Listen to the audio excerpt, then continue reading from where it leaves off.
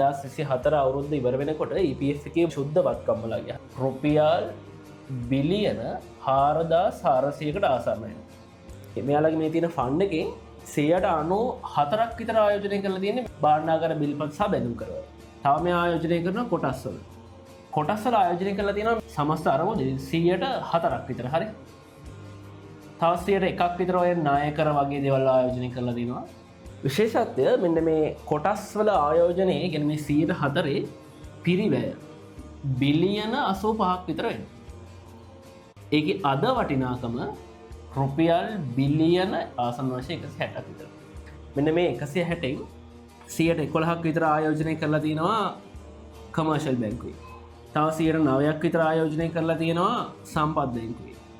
තවත් 9ක් විතර ආයෝජනය කරලා තියෙනවා HNB එකේ, NDB එකේ, DFCC ඔය වගේ බැංකු කිහිපයකම ආයෝජනය කරලා තියෙනවා. Business Studies Sakila Sena Ratna